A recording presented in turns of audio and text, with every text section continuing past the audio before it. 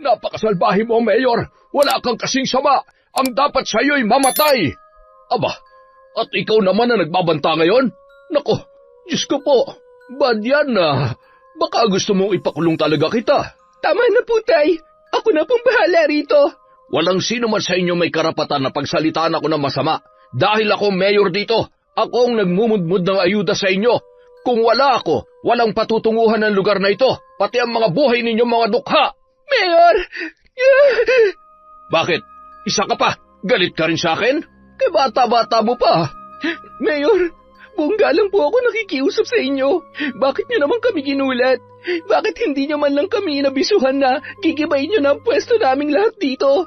Wala man lang nakapagsabi sa amin. May pinuntahan lang kami tapos pagbalik namin dito, ganito na ang aabutan namin. Ay nako, Iha. Hindi na kita kailangan sagutin dyan dahil lahat ng tanong mo, nasagot ko na kanina sa magaling mong ama. Pero kahit na po, sana man lang sinabihan niyo kami at nakipag-usap kayo ng maayos. Ano na yung sinabi niyo dati sa tatay ko na bibigyan niyo kami ng 2 taon na palugit para pumwesto rito? Kapalit na mataas na renta. Bakit ngayon biglang nagbago ang isip niyo? Nasagot ko na rin yan kanina pa. Bakit po ba ang hilig niyo man lamang sa kapwa? Hindi man lang kayo nahihiyang ipakita ng harap-harapan ng ugali niyo? Baka naman pwede niyong gayahin yung ibang kurap na politiko na nagbabait-baitan sa harap ng taong bayan para hindi sila mabisto at mahalata. Bakit kayo? Napakagarapal niyong ginagawa to. Ay nako, manang-mana ka talaga dyan sa tatay mo. Sumusobra na kayo, Mayor. Kaya maghanda kayo sa magiging kaparusahan ninyo. Taon 1970, Pampanga. Hating gabi na, pero hindi pa rin tumitigil sa pagtakbo sina Enong at Solaria. Bit-bit ng lalaki ang isang sanggol na babae habang patuloy na tinatahak ang masukal na kakahuyan. Dinig nila sa paligid ang yabag ng mga paa ng 3 tao na humahabol sa kanila. Ito ang grupo na nais pumuksa sa kanilang angkan, kaya naman ginagawa nila ang lahat para makalayo sa mga yon. Enong, wala nang ibang paraan. Mukhang kinakailangan nyo nang lumayo ni Karina dito. Dalhin mo na siya sa Batangas. Ano? Paano po kayo? Huwag mo na akong intindihin. Ako rin naman talaga ang pakay nila at nais lang nilang idamay ang bata. Ako pa rin ang masahabulin nila, kaya habang malayo pa sila, bumiyahe na kayo. Ako naman, ililigaw ko sila rito para hindi na kayo masundan. Pero hindi ko po kayo pwedeng iwan. Kayo na lang ang natitirang pamilya ng batang ito. Patay na ang mga magulang niya, Enong. Napatay na rin sila ng grupong yon. At dahil matanda na ako, hindi ko alam kung hanggang kailan ko siya maililigtas. Ikaw lang ang pinakamalapit na kamag-anak namin. Ikaw na lang ang maaasahan at mapagkakatiwalaan ko sa bagay na ito. Kaya sana, alagaan mo at ilayo mo ang apo ko para sa akin. Sige po, Aling Solaria. Para sa inyo po, protektahan kong batang ito sa abot ng aking makakaya. Sige na, lumayo na kayo habang wala pa sila. Mag-iingat po kayo. Sana balang araw magkita pa tayong muli. Pagkatapos noon, tumakbo na sa ibang direksyon si Emong para lalong makalayo, habang si Solaria naman ay pumaiba rin ng direksyon para makasiguro na hindi na sila masusundan ng grupo. Taon 1977, sa isang lugar sa Batangas, 18 anyos na si Karina. Lumaki siyang mabait, masipag at maganda. Si Enong na ngayon ang tumatayong ama ng bata. Ito ang nagpalaki at nag-aruga sa kanya. Araw-araw tumutulong siya sa trabaho ng kanyang ama-amahan sa palengke. May maliit silang pwesto roon na kumikita naman ng sapat para sa kanilang mga pangangailangan.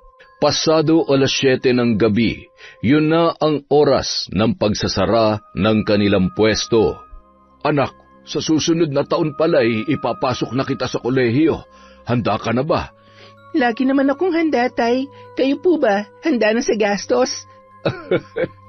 Nakausap ko kasi yung kaibigan ko sa ibang bansa. Sa susunod na taon, uuwi sila rito. Magbabakasyon ng 1 buwan. At nung nalaman nga niya ang sitwasyon mo, nagsabi siya sa akin na willing daw siyang mag-sponsor para sa scholarship mo. Sila raw magpapaaral sa'yo. Ayos lang ba yon? Siyempre naman, Tay.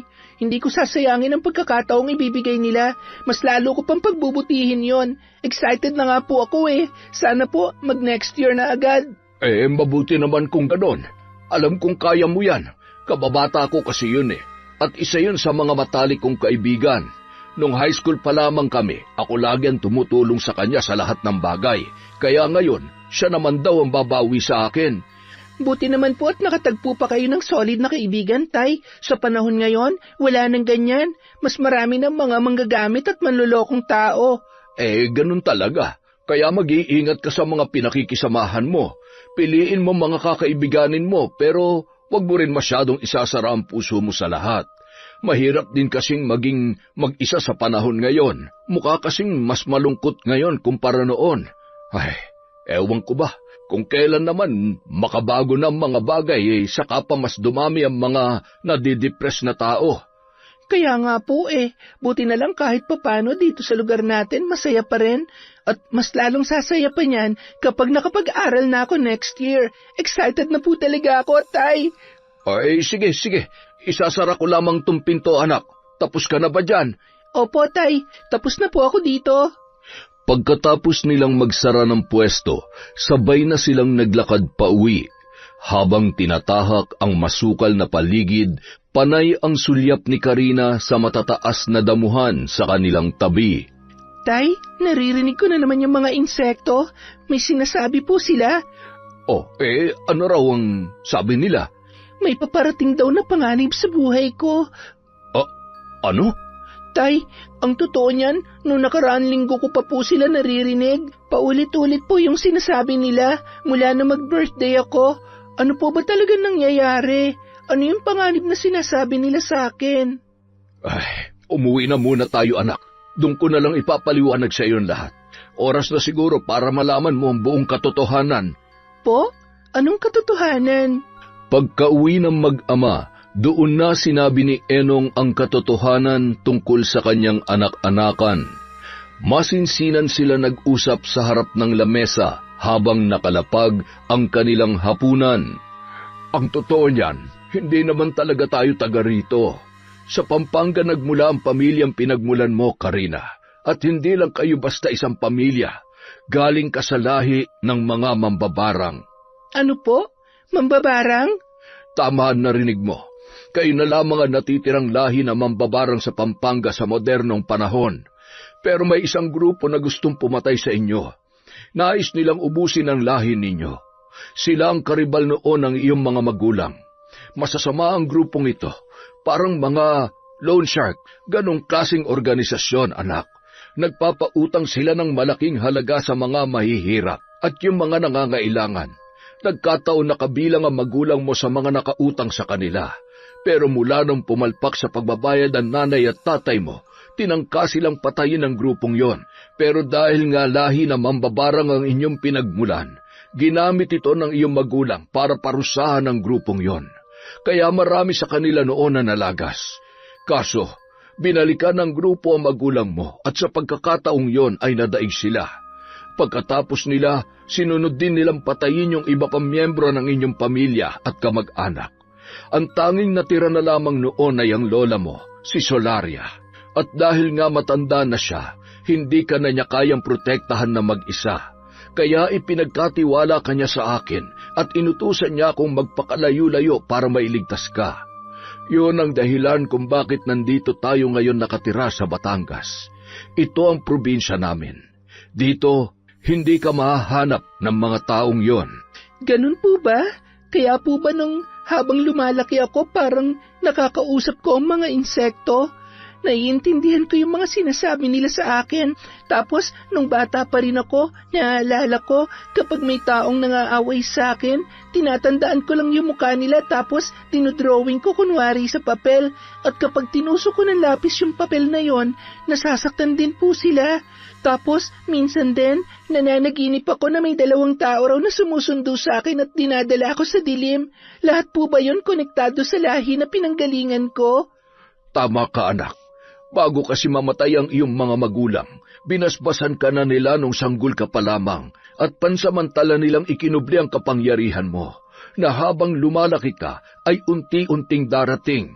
At dahil nga 18 ka na ngayon pa lamang naglalabasan ang iyong kapangyarihan, kaya may kakayahan ka na rin mambarang. Pero wala pa po akong alam sa pambabarang, ni hindi ko nga po alam kung paano ko gagamitin ang kapangyarihan ko eh. Dahil ganap ka ng dalaga, unti-unti, kusa nang lalabas ang lahat ng iyon. Ituturo ko na sa iyo. Ibinilin din sa akin ng Lola Solaria mo na pagdating mo ng tamang edad, doon ko palang sasabihin at ituturo sa iyo ang lahat. Teka lang po, kung nagmula ako sa pamilya ng mga mambabarang, ibig sabihin, mambabarang din po kayo? Hindi anak, normal lang akong tao. Isa ko sa malayong kamag-anak ng iyong mga magulang, pero dahil naging malapit ang pamilya natin, itinuring na nila kami bilang parte ng inyong pamilya. At dahil doon, tinuruan ako ng iyong Lola Solaria ng kanyang mga kaalaman.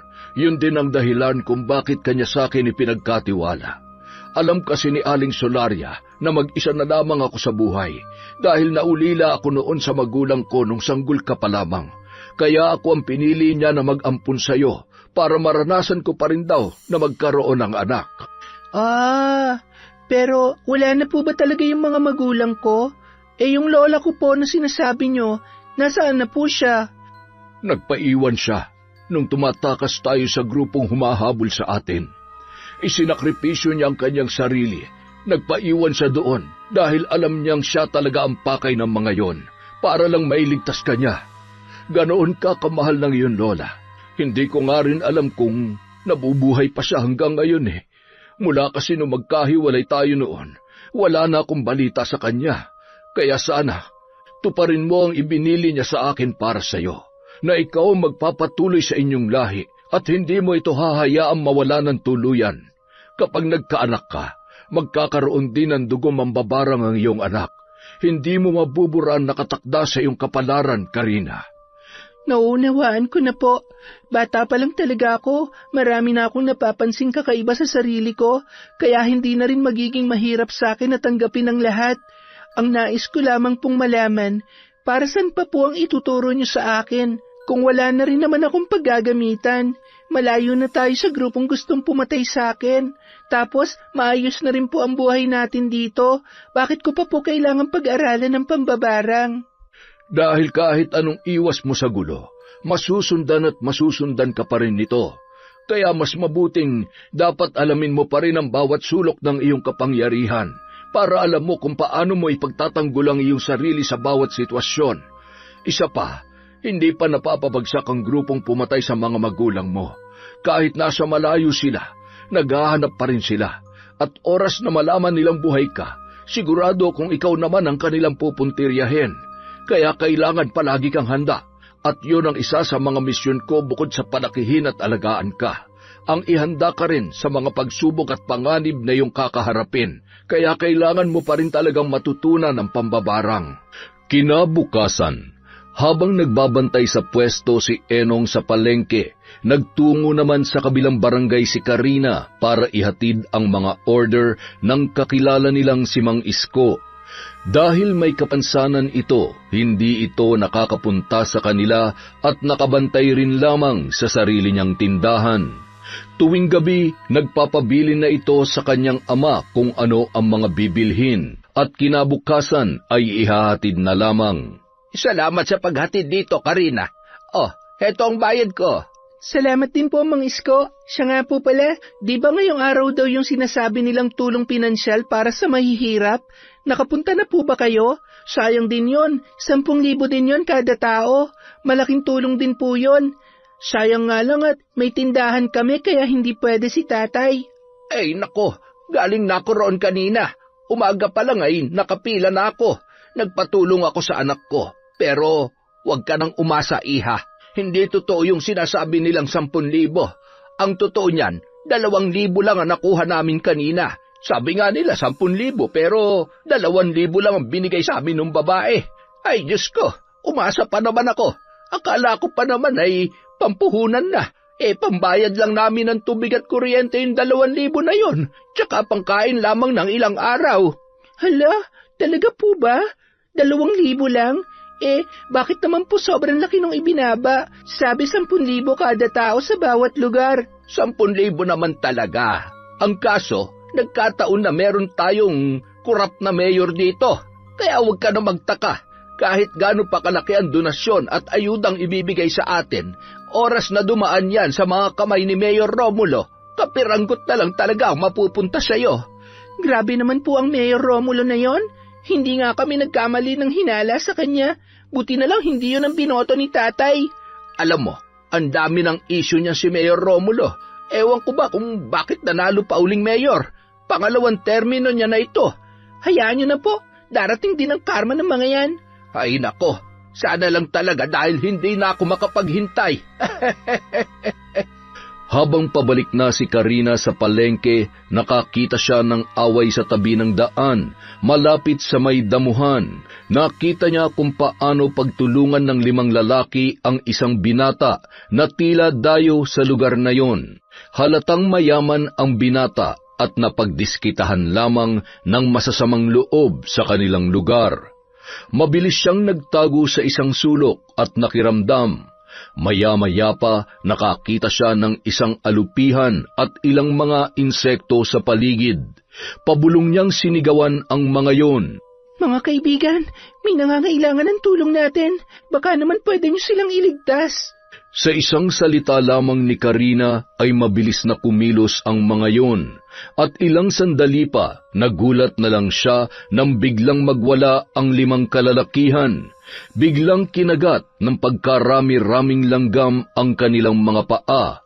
May isang alupihan din na gumapang sa paa ng isang lalaki na pasimuno sa pambubugbog at halos maglupasay yon sa lupa dahil sa sobrang sakit ng pagkakakagat ng alupihan. Dahil doon, nagtatakbo palayo ang 5 lalaki habang patuloy na sumisigaw. Nilapitan naman ni Karina ang binatang dayo. Ayos ka lang ba? Okay lang ako, miss.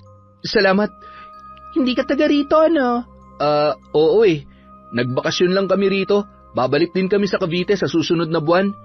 Taga Cavite ka pala? Oo. Sa susunod, mag-iingat ka sa paglalakad dito. Ilagay mo sa harap yung bag mo, tapos huwag ka rin magsusuot ng magagarang damit gaya niyan. Marami kasi talagang loko dito sa barangay namin Kaya nga hindi ko akalaing ganito pala rito. Pero nagtataka lang ako, ano kaya nangyari sa kanila? Bakit biglang nilanggam at ginapangan ng mga insekto yung mga paa nila kanina? Hayaan mo na yon. San palang punta mo niyan? Pauwi na ako sa amin. Mabuti pa sumakay ka na ng tricycle kung sakaling may pera ka pa, para hindi ka na ulit balikan ng mga yon. Hindi na kailangan. Sobrang lapit na lang kasi ng bahay namin dito. Walking distance na lang talaga. Kung ganun, mauna na ako May gagawin pa ako Salamat uli na marami sa concern, miss Iniwan niya na lamang ang lalaki kahit ang totoo ay parang gusto pa niyang makipag-usap dito. Sobrang gwapo ng binatang yon, kaso mukhang lampa dahil hindi man lang naipagtanggol ang kanyang sarili. Hindi rin kalakihan ang katawan pero matangkad at talagang may itsura. At dahil dayo lamang sa lugar, hindi niya alam kung kailan niya pa ulit yon makikita. Nagbalik na lang siya sa kanilang pwesto sa palengke at ibinalik na rin ang isip sa kanyang pagtatrabaho. Pagsapit ng gabi, mahimbing na ang tulog ng kanyang ama sa kabilang kwarto. Pagkaupo niya sa kanyang kama ay napasandal bigla ang kanyang ulo. Hindi niya namalayan na nakatulog na pala siya at bigla na lamang nanaginip si Karina. Kinakausap daw siya ng mga insekto at sinasabi sa kanya na kapag nag-18 na siya ay may darating na malaking panganib sa kanyang buhay. Ngunit kapag detalye na ang sasabihin ng mga yun ay hindi niya na maintindihan at unti-unti nang naglalaho. Ay, nanaginip na naman ako. Pero paano kaya ako makakapaghanda sa panganib na sinasabi nila kung sa panaginip ko ay bigla na lamang silang tatahimik sa bandang huli? Hay, ewan ko ba sa kanila? Bahala na nga sila, matutulog na lang ako. Kinabukasan, si Karina naman ang nakatoka sa kanilang pwesto, habang ang kanyang ama naman ay may pinuntahan sa kabilang bayan at mamayang tanghali pa makakabalik. Ilang oras din siyang babad sa pag-aasikaso dahil ang dami nilang mga customer ng umagang yun. Mabuti na lamang bago magtanghali ay naubos na ang mamimili. Doon pa lamang siya napaupo sa isang tabi at kung kailan makakapagpahinga na sana siya, may dumating na naman na panibagong mamimili. Magsusungit na sana siya pero nang makita niya kung sino yon, ay bigla na lamang siyang nagulat. Yon ang lalaking nakita niya nung isang araw na kanyang iniligtas. Pagtingin sa kanya ng binata ay nagulat din yon nang makita ang kanyang itsura. Uy, miss, ikaw pala yan? Uy, natatandaan din kita. Kumusta ka na? Eto, okay lang naman. Bibili lang ako ng sahog para sa lulutuin ko. Ah, ganun ba? Sige, kumuha ka lang dyan. Sa inyo pala tong pwesto? Oo, sa tatay ko. Bakit? Ah, tatay mo ba yung lagi nagbabantay rito? Oo, bakit? Magkakilala ba kayo? Ah, kaibigan kasi siya ng tatay ko. Kaya nga dito ako laging inuutusan ni tatay na bumili. Ah, ganun ba? Kaya naman pala eh. Ano nga palang pangalan mo? Ah, ako si Edward. Ikaw? Ako naman si Karina. Nice to meet you, Edward. Nice to meet you rin.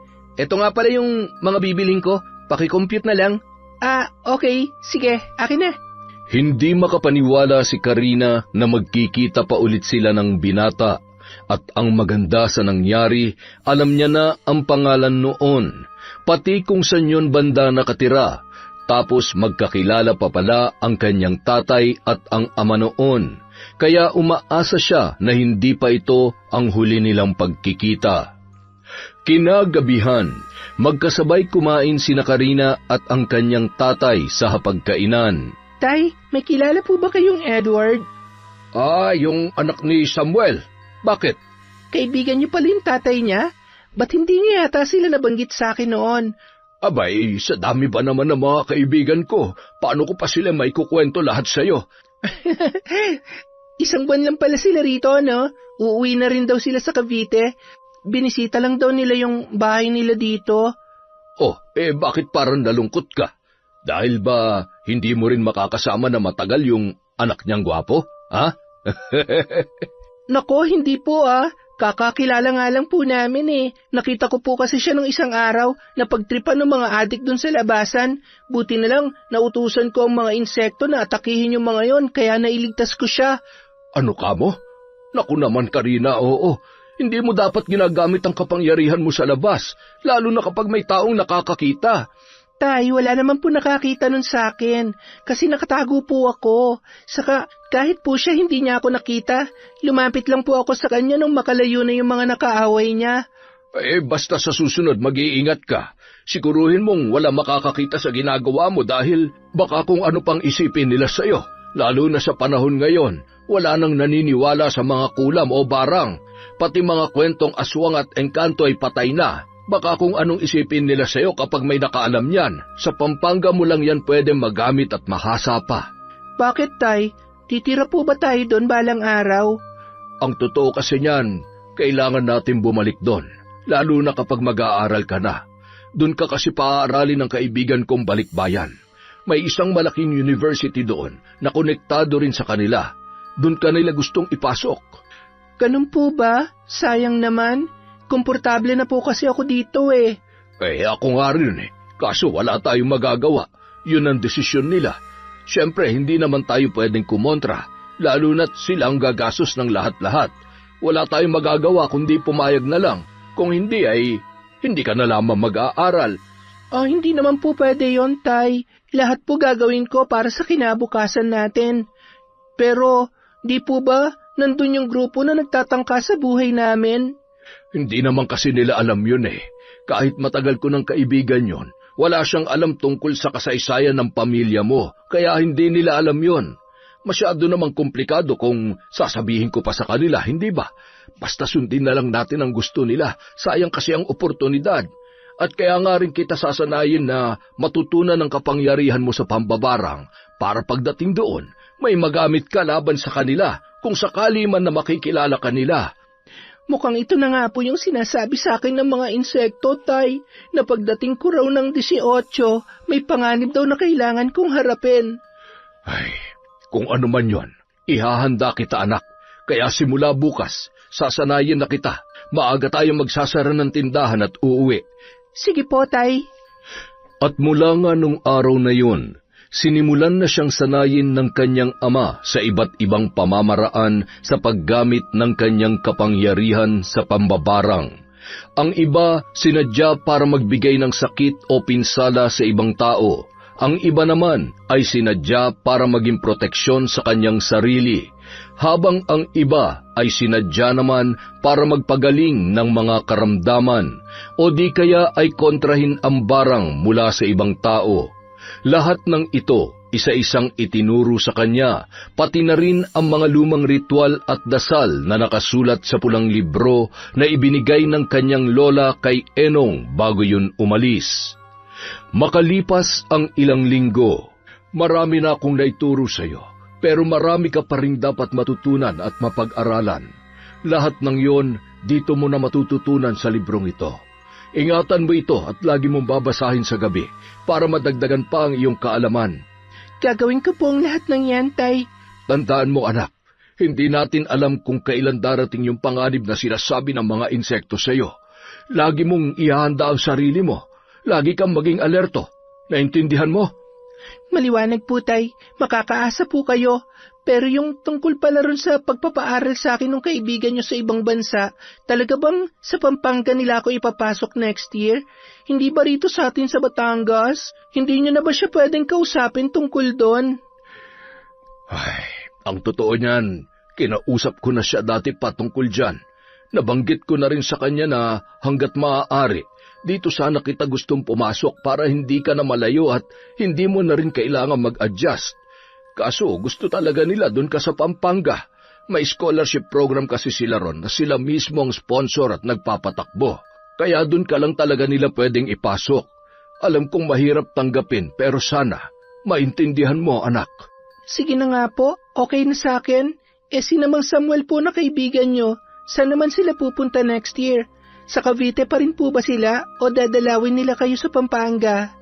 Pagdating naman sa kanila, wala namang problema kasi alam mo yung si Samuel, mahilig talaga yun gumala at mag-travel.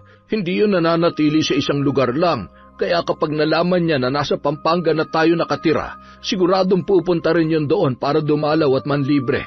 Madalas yun magpakain kapag ka nagkikita kami. Ngayon nga may lakad daw kami bago sila umalis sa susunod na buwan. Pakakainin at paiinumin daw niya ang buong grupo. Sa isang buwan daw ay papasyal din sila sa Palawan ng pamilya niya. Ang sabi niya ay isasama niya tayo. Talaga po? Kasama rin po ba rin yung anak niya? Siyempre naman, buong pamilya nga nila eh. Saka bakit parang excited ka laging pag-usapan yung anak niyang si Edward? Siguro crush mo yun ano? Ay, ang sama naman ng isip niyo, Tay. Hindi po kaya, nagtatanong lang naman ako eh. Siyempre, madalas ko na kasing makita yung lalaking yun na bumibili sa pwesto natin, kaya natural, napapatanong na rin ako. sus, hayaan mo, pag nasa Palawan na tayo, mas makakapag-usap na kayo ng matagal. Alam mo, solong anak lang din niya yun si Edward, kaya wala ka magiging kaagaw sa kanya. Ay, ang sama niyo talaga, Tay. Sinabi na nga wala akong gusto sa lalaking yun eh. Kayo talaga kung ano-anong iniisip niyo. Nang sumunod na mga araw, si Karina ulit ang naiwan sa kanilang tindahan. May nilakad lang na mahalagang papel ang kanyang ama sa kabilang bayan at mukhang matatagalan yun.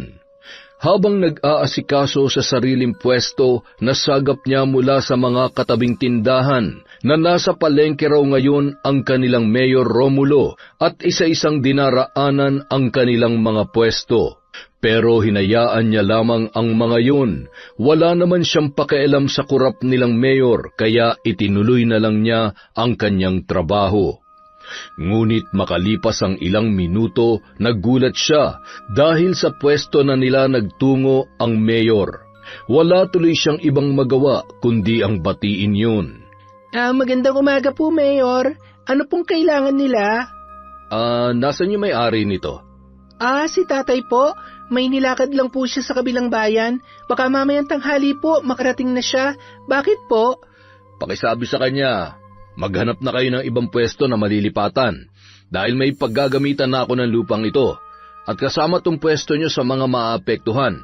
Pero huwag kayong mag-alala dahil may ino-offer din naman akong bagong pwesto sa mga maapektuhan dito at babayaran nyo yun ng walang interes. Kaya siyang gusto kong makausap para sana maipaliwanag ko na mabuti. Para din naman sa ikabubuti ng ating mga kababayan ng proyektong ito, Iha. Kaya karamihan sa inyo marerelocate. Ganun po ba? Sige po, siguro bumalik na lamang kayo mamaya. Hindi ko pa po kasi talaga alam kung anong oras siya makakauwi eh. Hindi na ako makakabalik dito. Busy akong tao. Basta sabayan mo na lang siya. At kung gusto niya ako makausap tungkol dito, puntahan na lang nila ako kamo sa opisina ko. Laging bukas ang tanggapan ko, kaya kung may gusto silang sabihin, magkakausap kami na maayos. Sige na, yun lang. Pagkatapos noon, umalis na agad ang lalaki na parang walang nangyari. Hindi tuloy maiwasang mainis ni Karina. Parang ang sungit kasi ng tono noon. At kung makapagsalita, masyadong dire-diretso. Parang napakasimple lang na alisin ang kanilang pwesto at ilipat sa ibang lugar. Siguradong hindi rin matutuwa ang kanyang tatay kapag sinabi niya na yun. Grabe naman siya. Hindi man lang niya inisip ang magiging kalagayan natin dun sa relocation na sinasabi niya. Paano kung malayo pala yun? Halos lahat ng suki natin ay taga rito lamang. Hindi lang yun, Taya. Yung paraan din ng pananalita niya. Hay nako, mabuti pa yung ibang kurap. Ang galing magbait-baitan sa taong bayan para lang makauto ng tao. Pero siya, hay nako, harap-harapang pinangangalandakan yung dila niyang matalim. Akala niya ay kagaganda yun ng imahe niya. Bakit ba may bumoto pa doon? Kahit nung kampanya pa lang, uma-attitude na eh. Yun pa talagang nanalo? At nakabot na ng 2 termino? Grabe ha? Ano naman ang sabi ng mga katabi nating pwesto? Aba syempre hindi rin sila pumayag.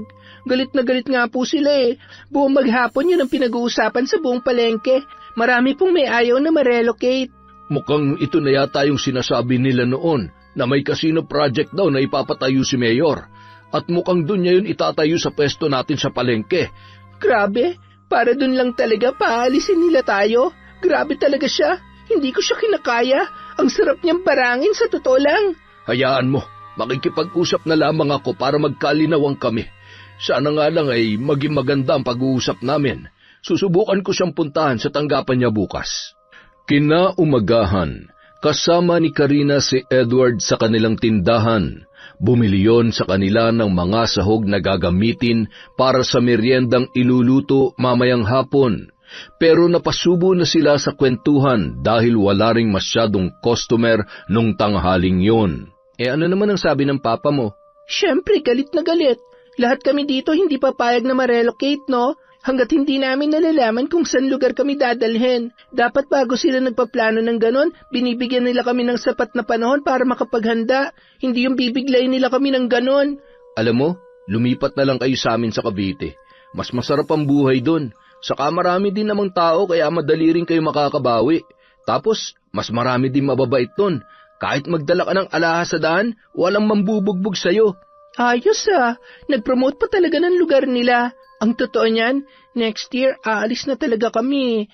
Kaso sa Pampanga nga lang ang punta namin. Pampanga? Ba't parang ang layo naman? Anong magagawa ko? Doon ako gustong pag-aralin ni Papa eh. Ay, huwag ka mag-alala. Gagawin kong lahat na makakaya ko para makumbinsi ang tatay ko na sa Cavite na lang kayo lumipat at doon ka na rin pag-aralin para hindi ka na rin malayo sa amin. Sus, tumigil ka nga dyan. Wala kang alam sa sitwasyon.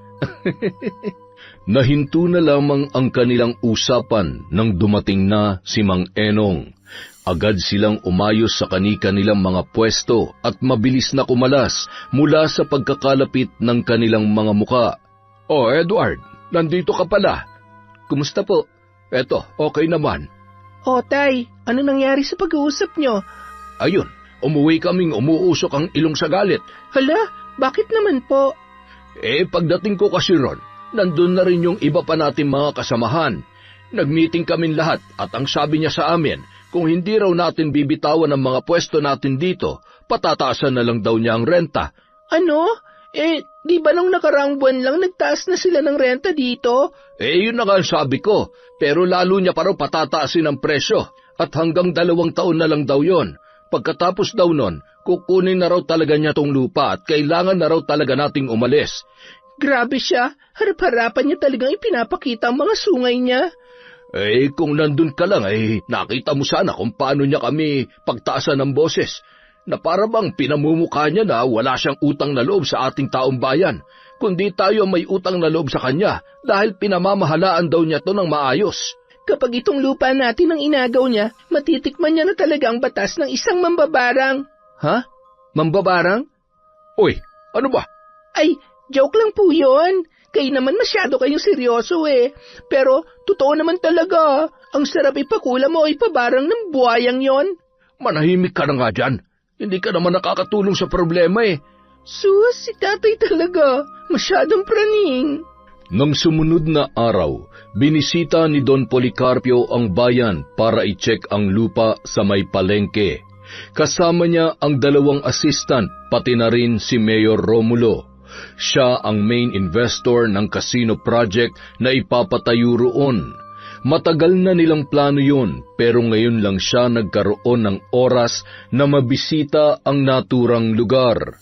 Gaya ng sabi ko sa inyo, Don Policarpio, malaki ang lupa na yan kung tatanggalin mo yung mga nakapwesto dyan. Hindi ba magagalit ang mga nagtitinda kapag tinanggalan sila ng tindahan? Alam nyo kasi, umuupa lang naman sila. At dahil nabili na ng pamilya namin ang lupa na yan, kami pa rin na masusunod kung anong gusto naming gawin dyan.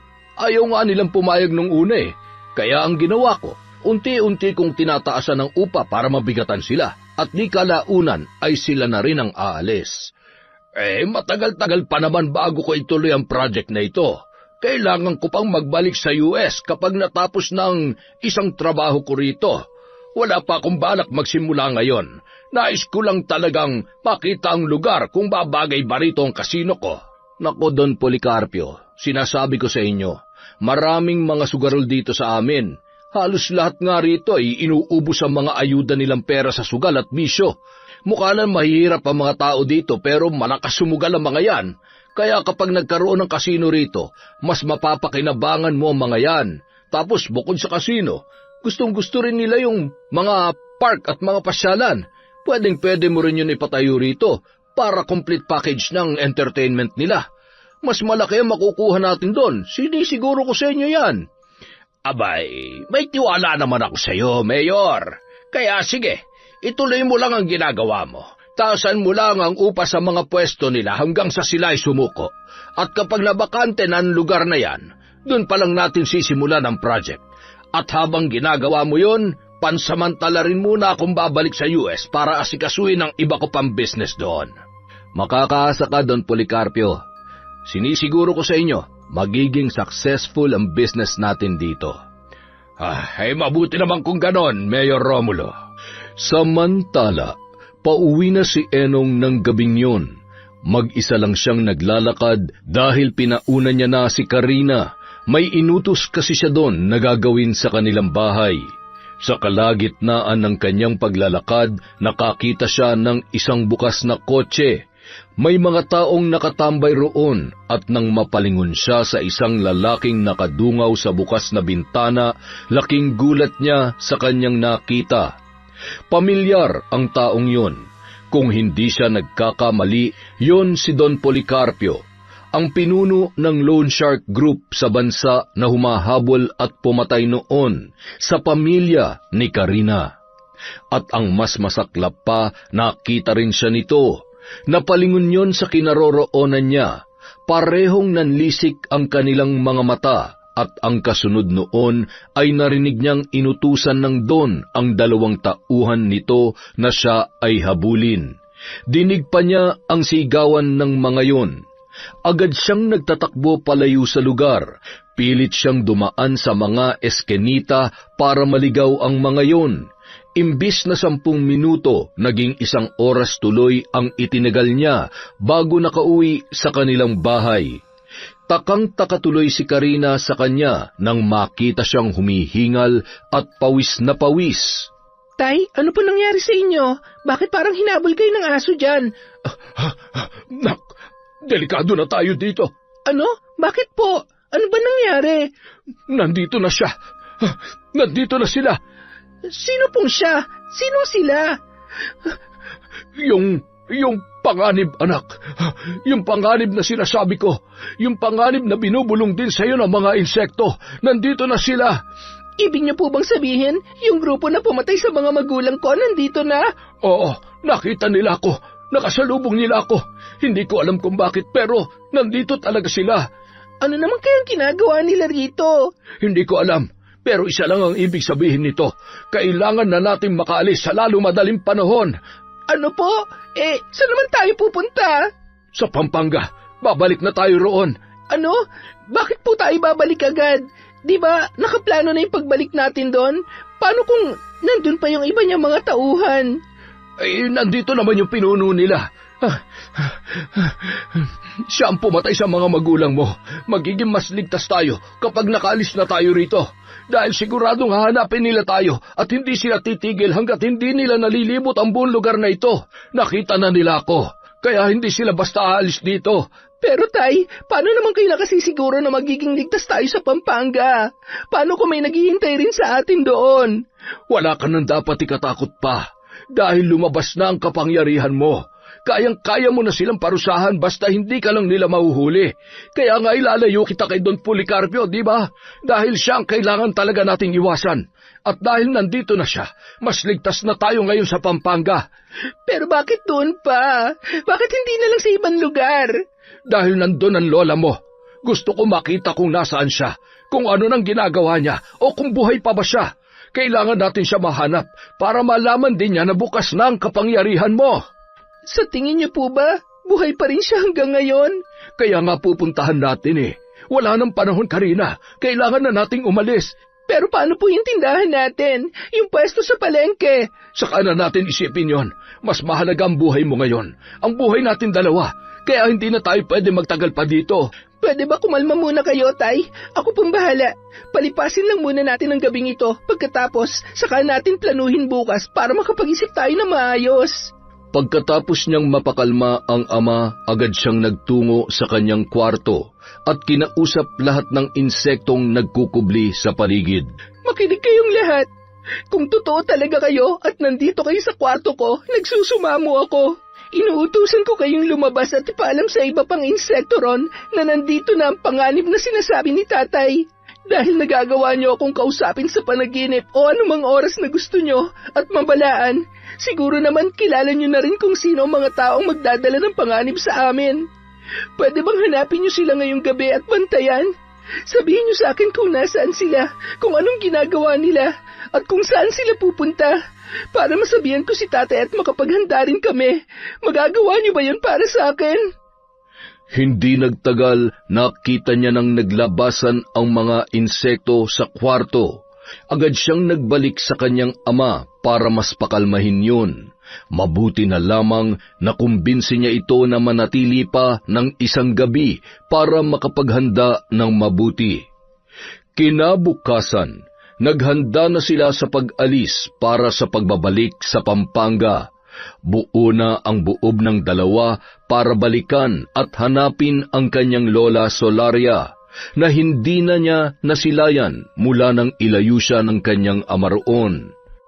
Habang nakasakay sa bus, hindi maiwasang manghinayang ni Karina dahil sa biglaan nilang pag-alis.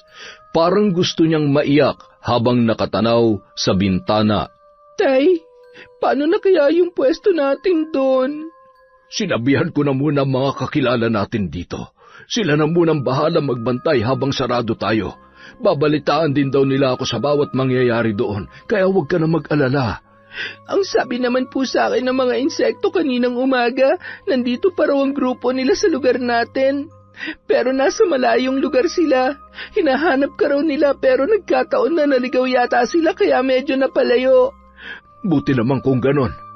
Hindi na nila malalaman na pabalik na tayo sa Pampanga. Kahit saang lupalop pa sila maghanap, wala silang makikita. Inabot na ng gabi nang sila ay makarating sa Pampanga. Ang una nilang binalikan ay ang lumang bahay roon ng kanyang mga magulang at lola. Ngunit sa kasawiang palad, giba na yon at bakante na ang lupa na kanilang dinatnan. Sinubukan din nilang puntahan ang ilan sa mga natitira nilang kakilala. Ngunit sa hindi inaasahang pagkakataon, tila wala na ang mga yon. Puro mga bagong mukha na lahat ang makikita sa paligid at tila wala na rin silang natitirang kamag-anak. Hay nako, hindi ko nakilala ang mga tao dito. Saan pa po natin hahanapin si Lola? At saan naman tayo matutulog? Hindi na bale. Mangungupahan na lang muna tayo ngayong gabi. Marami namang mauupahan dito Kahit siguro bukas na tayo magsimula maghanap. Gabi na kasi ngayon, anak. Sige po. Kaya naman, naghanap sila ng pansamantalang matutulugan ng gabing yon. Nakakita sila ng marerentahan na nagkakahalaga ng 500 isang gabi. Magbabaka sakali sila kinabukasan na makita ang matanda at maghahanap din ng maayos na matutuluyan. Himbing nang natutulog si Enong nang maalimpungatan si Karina. Ewan ba niya, ngunit bigla na lamang siyang nagising na nilalamig kahit wala namang hangin sa paligid. Hindi rin naman siya nakakaramdam ng lagnat sa sariling katawan para ginawin siya ng ganoon. Napalingon si Karina sa bukas na bintana. Ganun na lang ang pagkasindak niya nang makakita ng isang matandang babae. Nakaitim yun at natatakpan ng belo ang muka. Mas lalo pa siyang nangilabot sa takot nang makita ang mga insekto na lumilipad sa may ulo nito. Agad niyang ginising ang kanyang ama. Tay! Gising! Tay! Ano ba yun? Tingnan niyo, tay, may multo! May multo! Ha? Anong multo ba yung sinasabi mo? Tingnan niyo po kasi! Ha? Pati si Enong ay nagulat nang makita sa bintana ang misteryosong babaeng nakaitim. Ngunit ilang sandali pa nawala ang takot nito nang maghubad na ng belo ang matanda. Tumambad sa kanilang paningin ang anyo ni Solaria. Teka, hindi multo yan, anak. Yan ang Lola Solaria mo. Agad itong tumayo at pinagbuksan ng pinto ang matanda. Doon lang din humupa ang takot ni Karina nang makitang magsalita ang babae at yumakap ng mahigpit sa kanyang ama. Tia Solaria, kumusta na po kayo? Masaya akong makita kang muli. Siya na ba ang apo ko? Opo, tiya. Siya na po si Karina ngayon. Ganap na rin po ang kapangyarihan niya. Karina? Apo? Lumapit sa kanya si Karina at yumakap na rin ang matanda. Hindi ko akalaing magkikita pa tayo. Akala ko'y hindi na kita aabutan paglaki mo, Apo. Kayo na po bang Lola Solaria ko? Oo, ako nga. Agad silang pumasok sa loob at doon ipinagpatuloy ang pag-uusap. Ano pong nangyari? Saan po kayo nagpunta nung nagkahiwa-hiwalay tayo? Nagpalipat-lipat ako ng lugar para hindi nila ako matunton hanggang sa makapagtago ako sa isang baryo sa Porac. Doon na muna ako nagkubli habang mainit pa ako sa kanilang mga mata. Pabalik-balik din ako rito minsan para silipin ang lugar. Kaya lang, ilang buwan ko na silang hindi nakikita dito ngayon. Hindi ko na alam kung saan nagpunta sina Don Policarpio, ang grupong pumatay sa iyong mga magulang at sa iba pa nating kalahi. Ang totoo po niyan, nasa Batangas na po sila, Lola. Doon po mismo sa lugar namin. Ano? Natuntun nila kayo roon? Tia Solaria, hindi ko alam kung ano ang pakay nila roon. Pero ako ang una niyang nakita. Ipinahabol niya pa nga ako. Buti na lang nakalayo ako agad. Kahapon nangyari yon. Kaya nga kaninang umagay, lumuwas na kami agad para makalayo sa kanila. Balak namin kayong hanapin kaya dito kami nagpunta. Mabuti na lang at nandun sila ngayon sa Batangas at malayo rito sa inyo. Pero Lola, dahil buo na po ang kapangyarihan ko, gusto kong ipaghiganti sina nanay at tatay. Dahil sa grupong yon, hindi ko na naabot ang buhay ang mga magulang ko. Gusto ko silang pagbayarin sa ginawa nila. Huwag kang mag-alala. May mga litrato ako ni Don Policarpio, pati ng 2 natitirang tauhan niya. Magagamit mo yon para mapatawan mo sila ng barang kahit malayo sila rito. Tama lang na dito kayo nagpunta. Ang mahalaga, nagkita-kita na tayong muli. Pero, kumusta naman po kayo? Sobrang tagal na rin po kasi nung panahon na lumipas. Ang totoo niyan, may sakit na ako sa puso, Enong. Hindi ko alam kung hanggang kailan pa ako magtatagal. Kaya mabuti na lang talaga at nabigyan pa ako ng pagkakataong makita ang aking apo. Kapag naayos na itong lahat, sumama na kayo sa amin, Lola. Sa 1 taon, dito na mag-aaral si Karina sa Pampanga, doon sa Angeles. Sana lang ay abutin ko pa ang panahong yan, Enong. Marami na rin akong nararamdaman sa katawan ko. Ang tanging hiling ko na lang talaga ay masilayan pang muli ang apo ko. Lola, paano niyo po pala nalaman na nandito na kami? Hahanapin pa lang dapat sana namin kayo eh. Baka nakakalimutan mo, apo. Pareho lang tayo ng lahing pinagmulan. Kaya kung ano man ang mayroon ka ngayon, ay taglay ko rin yon. Pinabatid sa akin ang mga insekto sa paligid na nagbalik na raw kayo at sila mismo nagturo sa inyong kinaroroonan. Kaya madali ko kayong nahanap. Ganun po ba? Mayroon din pala kayong kakayahan na kumausap sa mga insekto gaya ng nagagawa ko. Parte yan ng kapangyarihan mo at galing na rin sa basbas ng iyong mga magulang. Ibinilin nila sa akin na kahit anong mangyari, huwag ko raw hahayaang mawala sa katawan mo ang lahi na iyong pinagmulan. Kaya sana, kahit maging matagumpay ka na sa buhay, huwag mong tatalikdan ang dugong mambabarang sa iyong katawan, dahil magagamit mo yan sa maraming bagay. Ang dami ko na nga rin pong nagawa dahil dito eh, kaya umasa kayo na hinding-hindi ko ito tatalikuran, Lola. Mabuti naman kung ganon, apo. Maraming salamat. Kinabukasan, sinubukan na nila ang bisa ng kapangyarihan ni Karina. Gamit ang litratong binigay sa kanya ni Solaria, pinatakan niya ng kandila ang muka at buong katawan ni Don Policarpio. At habang hindi pa tuluyang natutuyo ang patak ng kandila, nagdikit na siya ng maliit na katawan ng patay na insekto. Sa kanya isinulat sa likod ang buong pangalan nito. At gamit ang wikang Kapampangan na itinuro sa kanya, binulungan niya yon ng mga dasal na tanging lahi lang nila ang nakakaunawa. Ganoon din ang ginawa niya sa litrato ng 2 nitong malalapit na tauhan na lagi niyang kasama.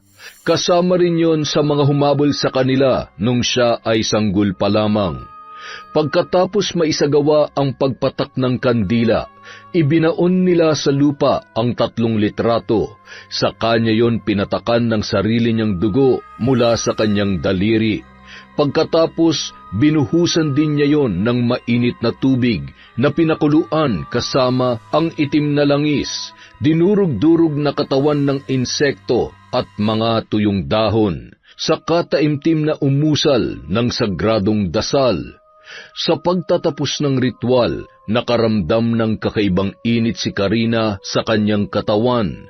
Para siyang lalagnatin na agad din namang nawala pagkalipas ng ilang minuto. Lola, normal lang po ba yung naramdaman ko kanina? Oo, apo. Karaniwan lamang yon. Ganun talaga ang nangyayari kapag nagsasagawa ka ng ritual. Ang pansamantalang pag-init ng iyong katawan ang nagpapahiwatig na gumana ang ritual na iyong ginawa at ang sumpa na ipinataw mo ay makakarating sa kanila. Kapag hindi ka nakaramdam ng init sa katawan, nangangahulugan itong hindi tumalab ang iyong pambabarang. Maaaring may ibang mas makapangyarihang mambabarang ang humaharang o baka may nagbigay ng proteksyon sa kanila laban sa iyong kapangyarihan. Gaano po kaya katagal bago tumalab sa kanilang pambabarang ko? Ngayong araw ding ito, masisilayan at matitikman na nila ang bangis ng iyong kapangyarihan, Apo. Kahit sa ganitong paraan man lang, may paghiganti ko si nanay at tatay, pati na rin ang iba pa nating lahi na inubos nila ng dahil lamang sa utang. Matagal na si Don Policarpio sa iligal niyang negosyong yon. Dati na talaga siya nagpapautang sa mga taga rito na sobrang laki ng interes. At dahil sa kanyang yaman at impluwensya, walang sino man na nagtangkang kumalaban sa kanya. Pero mga magulang mo, sila ang pilit na tumayo at lumaban gamit ang kanilang kapangyarihan. Inubos nila ang kalahati ng kanyang mga tauhan gamit ang pambabarang. Dahil dito, ipinahanap sila ni Don Policarpio. Pinaslang niya ang mga ito, pati na rin ang iba pa nating mga kalahi para hindi tayo makabawi. Nais ka rin niyang patayin ng malamang anak kanila, kaya naman pilit kitang inilayo rito para hindi kanila makita. Hindi niyo po ba siya naisipang parusahan din gamit ang sarili niyong barang? Noong mga panahong yon, nagkaroon siya ng proteksyon laban sa aking kapangyarihan, kaya hindi ko siya magawang saktan. Hindi tumatalabang kahit anong barang na ginawa ko sa kanya, pero ikaw, dahil hindi ka pa niya nasisilayan, hindi siya nakapagpalagay ng proteksyon laban sa iyo, kaya sa ating dalawa, ikaw at ang kapangyarihan mo lamang ang pwedeng makapuksa sa kanya.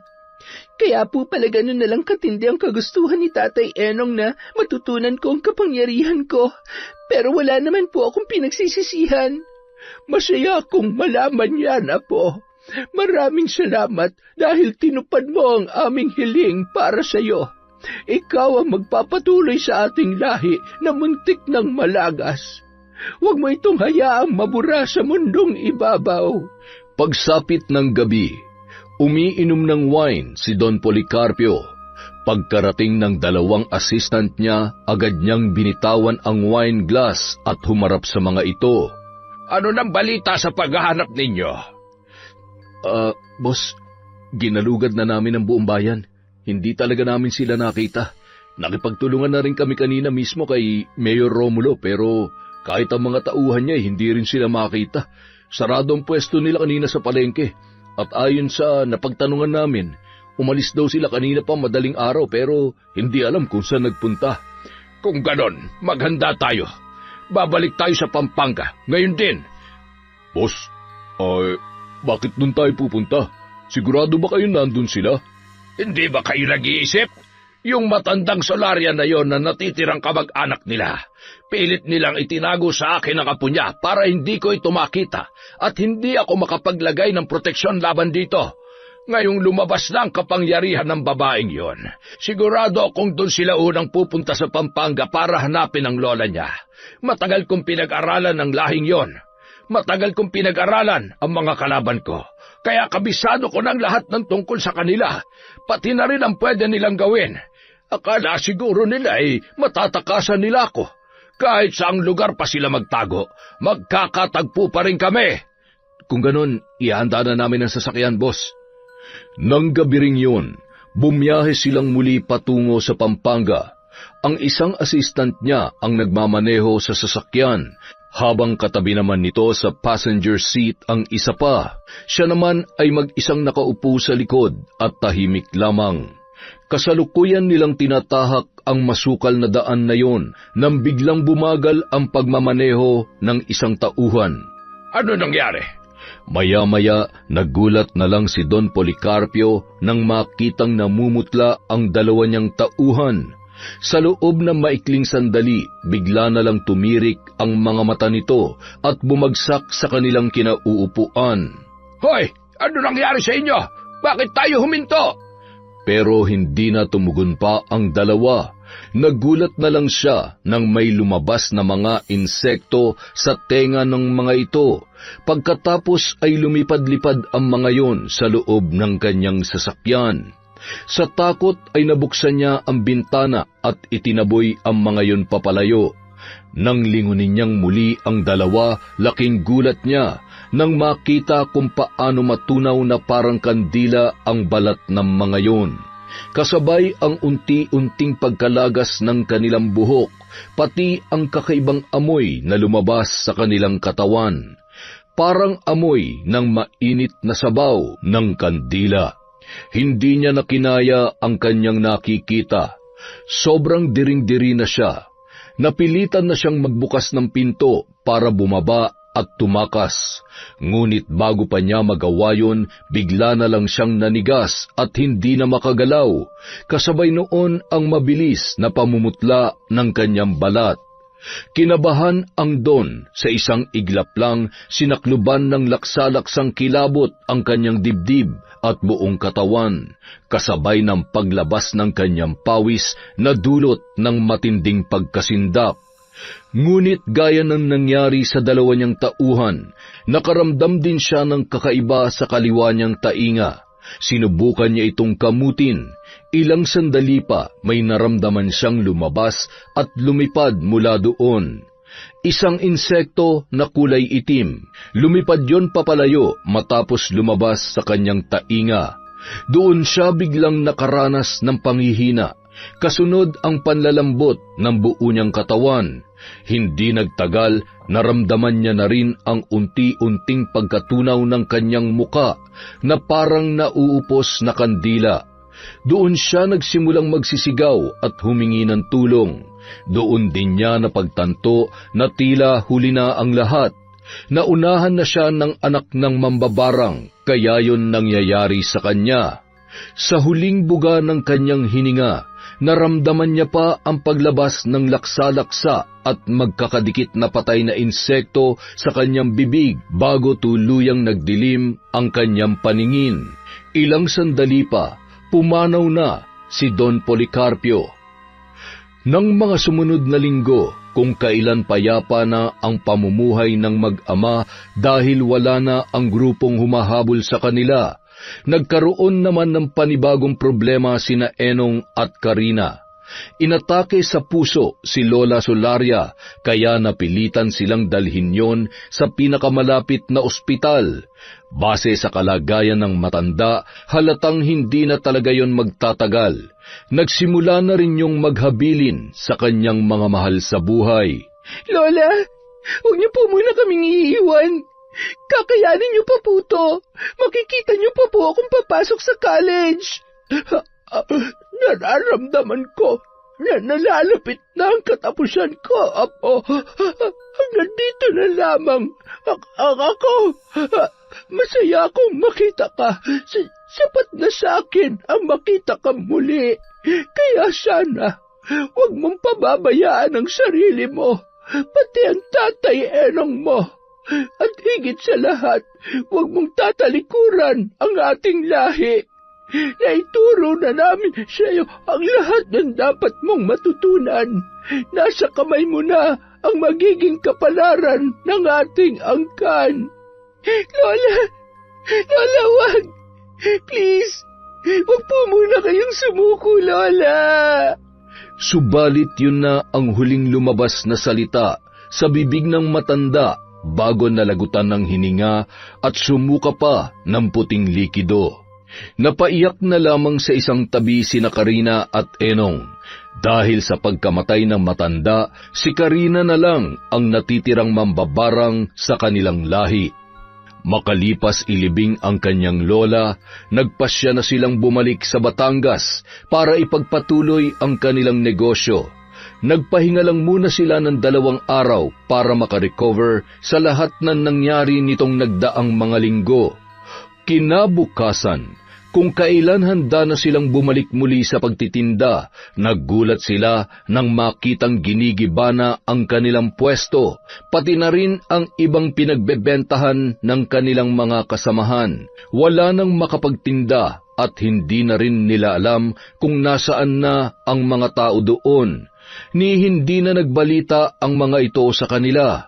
Naabutan pa nila si Mayor Romulo kasama ang mga tauhan nito na pinapanood ang demolition na ginagawa sa lugar. Teka, anong ginagawa nyo dyan? Ano ito, Mayor? Bakit? Hindi mo ba nakikita? Bakit nyo ginigiba itong lugar?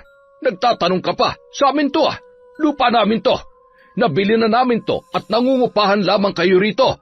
Oo nga, pero nagbabayad naman kami Kahit ilang beses nyo na kaming tinaga sa presyo, wala kaming palya sa pagbabayad. Alam nyo yan? Oo, alam ko. Pero may bagong proyekto na akong ipapatayo rito. At dahil nga sa amin ito, ako may karapatan kung anong gusto kong gawin dito. Paano naman yung kabuhayan namin? Aba, ang lawak nitong Batangas. Ang dami yung pwedeng lipatan na pwesto rito. Tsaka pwede ba, wag mo nga akong pagtaasan ng boses? Ngayon ka na nga na nagpakita rito ganyan ka pa. Paano? Kung kumilis kayo hindi naman tama. Mayor ka pa naman dito pero kung makaasta ka daig mo pang naguhuramentadong squatter. Aba, dahan-dahan ka sa pananalita mo at baka hindi mo magustuhan ang gagawin ko sa'yo. Bakit? Anong gagawin mo? Ipapaligpit mo ako? Ipapakulong? Gagamitin mo ang kapangyarihan mo sa pwesto para manlamang sa kapwa? Sige, subukan mo. Hindi kita urungan kahit na mayor ka pa. Sino ba nagsabi sa'yo na ipapapatay o ipakukulong kita? Grabe ka naman mag-isip kung ano-ano kasing teleseryeng pinapanood nyo Nagbibiro lang naman ako tapos ganyan na ang reaksyon mo? Ang OA mo naman. Hayop ka. Bakit mo sinira ang kabuhayan namin? Nasa lupa ang mga paninda namin. Bakit wala na dyan? Saan nyo dinala yung mga paninda namin sa loob ng pwestong giniba ninyo? Pinatapon ko na dahil akin ang lupang ito. At para sa kaalaman mo, lahat ng mga gamit dito na itinapon namin ay binayaran na rin namin sa mga may-ari ng pwesto.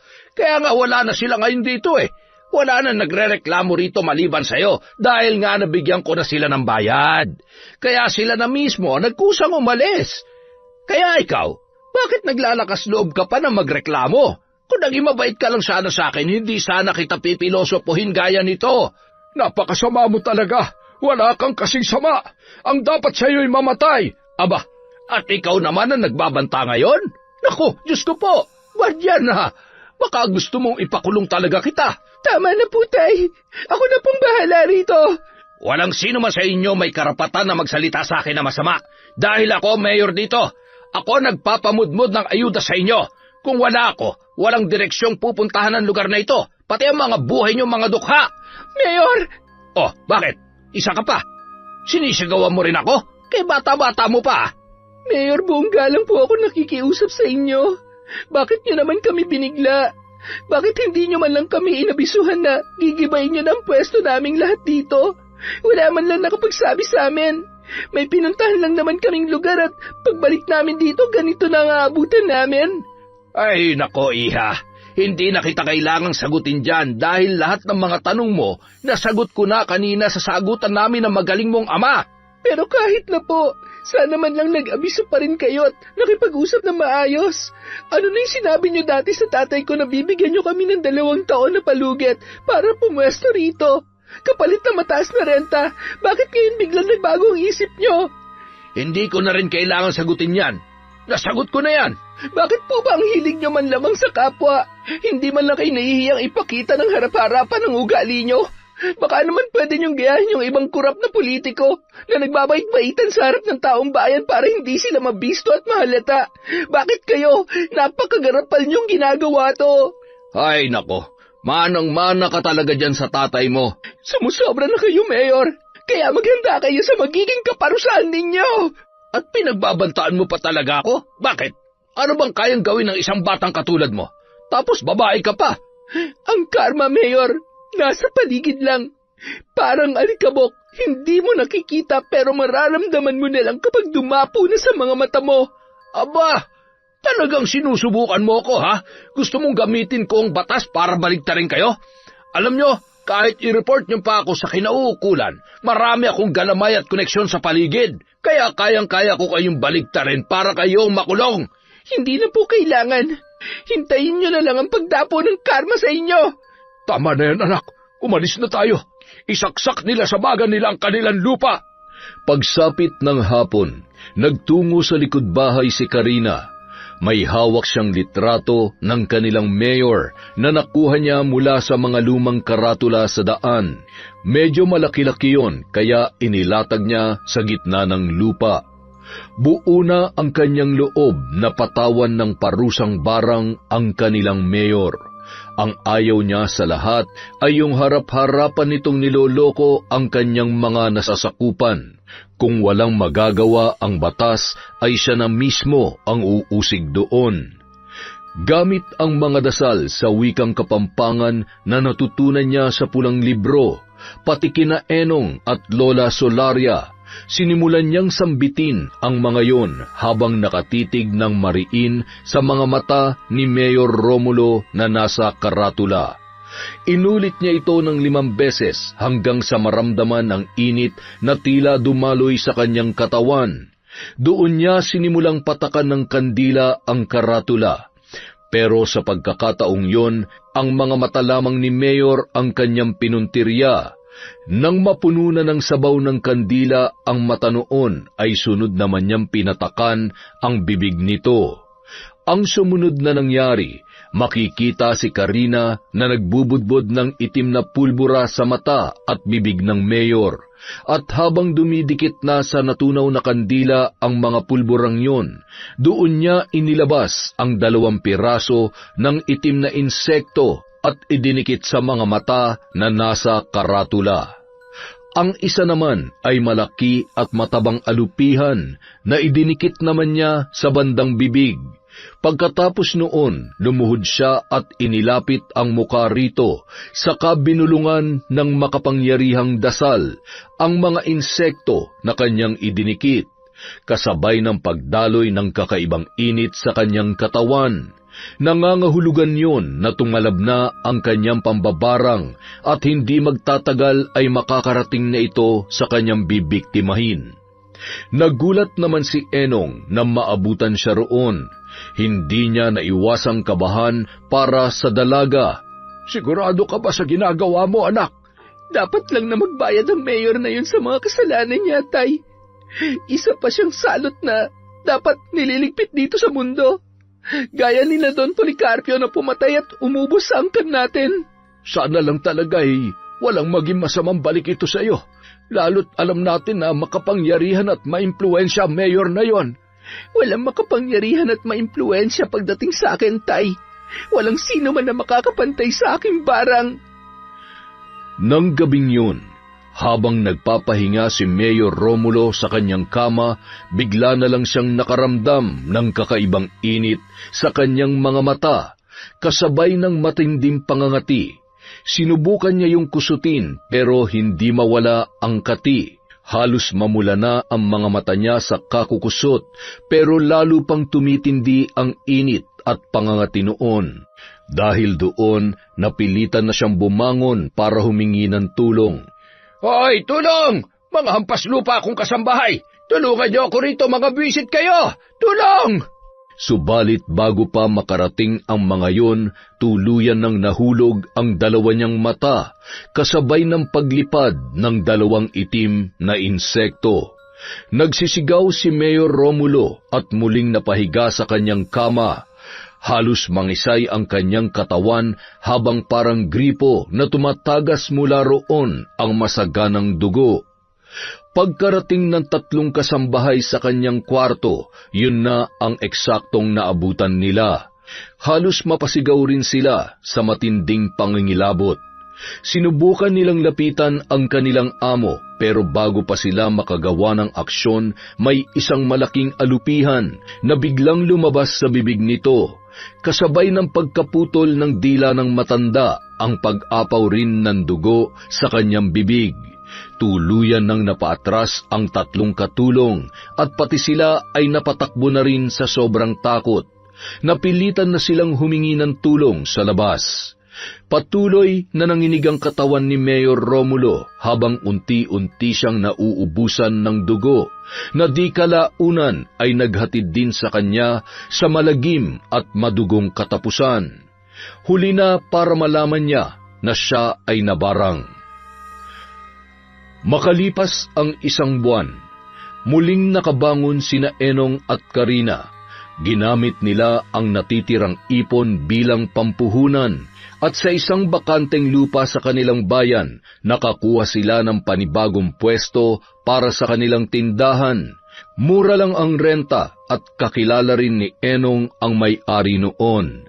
Pero nang sumunod na araw, pansamantala silang nagsara at dumalaw muli sa puntod ng kanyang lola Solaria sa Pampanga. Naisipan nilang dalawin yung muli para sa 40 days ng kamatayan nito. Hindi na sila naghanda, nag-alay na lang sila ng bulaklak at kandila para sa kanyang lola. Lola, tahimik na po ang pamumuhay namin ngayon. Wala na po tayong mga kaaway. Wala na si Don Policarpio at wala na rin ang mayor na nanggigipit sa amin sa Batangas. Mas maayos at mas masaya na po ang buhay namin ngayon. Kaya sana maayos din po ang kalagayan nyo kung nasaan man kayo ngayon. Huwag po kayong mag-alala, Tia Solaria. Patuloy kong gagabayan si Karina at gagawin ko ang lahat para mailayo siya sa anumang kapahamakan. Nangangako rin po ako na patuloy kong aalagaan at palalawakin ang ating angkan upang hindi ito mawala sa mundo. Pagkatapos nilang mag-alay ng dasal para sa puntod ng kanyang lola, yumakap ng mahigpit sa kanya ang ama-amahan, tanda ng pagmamahal nito sa kanya bilang parang tunay na magulang. Noong araw ding yun, handa na silang magbagong buhay at harapin ang panibagong mga pagsubok at kapalaran na naghihintay sa kanila. Yun! Parang napagod ako ngayong araw Dahil dyan, meron tayong shout out. Siyempre, hindi po pwede mawala yon. Simulan natin kay Emma Dumato. Shout out po kay Kim Bara, kay Roslyn Labajo, hi kay Lola Lisa OFW. Hello kay Water Lily. Hi din po kay Baga Foro Nene, Manisan Mamot Mapadtaya, kay Dimples Yumi, kay Carlita Nocerale, kay Roslyn Jimenez. Hi po kay Leona Taytay, kay Chris Gel Mamado, kay Jaren Beter, kay Teresa Francisco Vlog. Shout out kay Ramil Fariolin, kay Sheena Enriquez, kay Michelle Marciano, kay Josephine Marcaida. Sa Galedo family po, from Rai. Hi kay Kane Third Lang Vlog. Hi kay Precious Jane Kalunod, kay Febe Ranyada, Monica Nieves, Alma Naong, kay Catherine Fantinalgo, The Cinderella Maldita. Hi kay Josie Aniban, kay Ruby Rose from Singapore. Hi kay Lynette Reparado, kay Amelia Pagsinohin, kay Chander de Guzman. Hello po kay Christy Gaitan, kay Abel Hipolito, kay Tony Pascual. Shout out kay Maribel Benitez, kay Betty Velasco, Jeneline Jacobe, kay Maria Angela Escopeta. Hi po kay Sacartabio family from Sandra Miguel at Nin. Hello po kay Emily Sauro, kay Lori V, kay Manilin Gruba, kay Josefina Fuelias, sa Batal family from Jerlin Batal. Hi din po kay Dorina Sosa, kay May Megs, kay Jennifer Sacris. Hi kay Charito Inocentes, kay Rebecca Katipay, kay Ariana Fia Vitale, kay Chat Advincula, kay Gay Somodio, kay Harjam Estoche, sa mga mananahi ng RGW, kay Ronald Rolly Ace, at kina Boss Roland at Glenda. Hi po kay Joan Olimpo, kay Jubel Baldonasa, kay Rhea Gonzaga, kay Alfreda Alano, kay Pureza Tagiwalo, kay Robert Crimen, kay Irish Falsado. Hello po kay Norsen TV, kay Norman De La Cruz from Melody De La Cruz. Hi kay Jessica Sobremonte. Hi din po kay Connie Cruz, kay Phoebe Lau, kay Kitty Gold, kay Resel Galope, Kalimlim at Ibano family from Lina Ibano. Hi po kay Estela Da Silva, kay Hani Austria, kay Filipina Palsario, excuse me, kay Ryan Olaires, kay Luisito Malto, kay Cherilyn Dasalia. Hi po kay Crisilda Solis, kay Arlene Amaro, kay Abigail Kabugayan, kay Deans Rodriguez, Javin Delasan, kay Cherry Mukbang, ASMR. Hello din po kay Beth Mercado, kay Camel Conchada, kay Kat Burglar Cutie, Meow Meow. Hello din po kay Pani Kadunding. Happy birthday kay Agnes Reyes ng 7-Eleven, Bongabon, Nueva Ecija from Rose Ann Pastor. Hi kay Menchi at Pat from Maple Concepts. Hi kay Annalyn Queriones. Hello din po kay Lorna Bondok, kay Jennifer Mauricio, kay Shara Vashti Castillo, kay Sally Roldan. Hello po kay Arnel Claridad, kay Presi Dano, kay Chloe Abalos, kay Nancy Mercado. Hi kay Nanet Carson, kay Ingkong Natik, kay Kurt Mina, kay Lucille de Lima, Nika Miguel, Alrose Clapano, kay Hilario Patra Jasmine, kay Elizabeth Pamintuan, kay Gemma Garcia. Hi kay Cliven Dubalan, kay Lady Dam, kay Melanie Quinto, Milrose Galvez, Ashi, Lorna Ramirez, Shauma TV, Robbie Rodriguez, at kay Rosita Oriena. Sa mga hindi po natawag or na shoutout, bukas po meron pa tayo. Maraming salamat sa walang sawang pagsuporta sa Kwentong Enteng.